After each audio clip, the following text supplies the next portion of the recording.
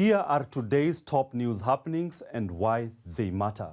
Sudan's paramilitary Rapid Support Forces, RSF, and allied groups are mulling plans to sign a charter that could pave the way for a parallel government in exile.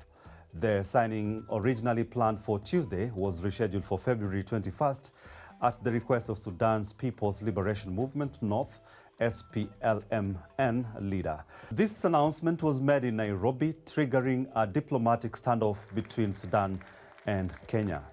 Here is DW's Andrew Wasike on why it matters. Sudan's army-backed government recalled its ambassador from Kenya in protest at Nairobi's hosting of its paramilitary force preparations to establish a rival administration. Sudan accuses President William Ruto of siding with the RSF and calling Kenya's involvement a hostile move that violates its sovereignty. Kenya, which chairs the East African Community, maintains that hosting of the RSF event aligns with its mediation efforts in Sudan's conflict. The situation not only damages Sudan-Kenya relations, but also complicates regional peace efforts, as Kenya has played a key role in mediation. It also highlights broader geopolitical tensions, with Sudan now questioning whether Kenya is acting under external influence. What does this mean for Sudan's conflict?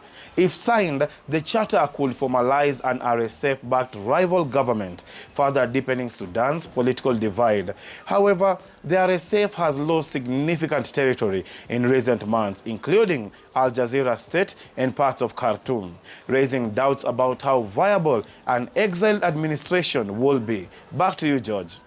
Many thanks, Andrew, for that. And indeed, a rival government could undermine peace talks, entrenching the RSF's breakaway ambitions. As we continue to closely monitor this development, the Democratic Republic of Congo, DRC, has welcomed U.S. sanctions on Rwanda's Minister of State for Regional Integration and an M23 spokesperson. Minister James Kabarebe and M23's Lawrence Kanyuka are accused of fueling conflict in eastern DRC.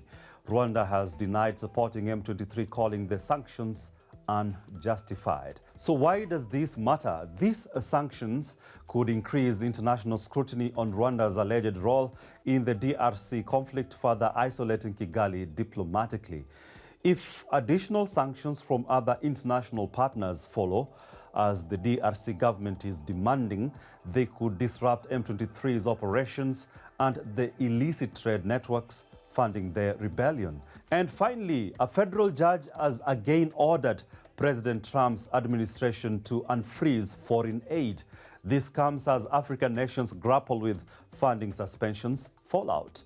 Despite the order, thousands of U.S. aid and State Department contracts remain suspended, forcing aid-dependent governments to seek emergency alternatives. So why does it matter? The ruling represents a significant challenge to Trump's efforts to curtail foreign aid, but if his administration will comply is a different story altogether.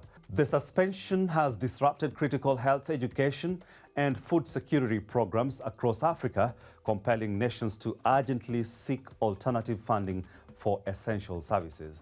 Such efforts for alternative funding of critical programs should not stop, analysts have advised. But will the ruling mark the restoration of aid to African nations, or should the nations learn how to cope without U.S. aid? Tell us what you think. And that's all we have for you today. Are you interested in news that breaks down what really matters?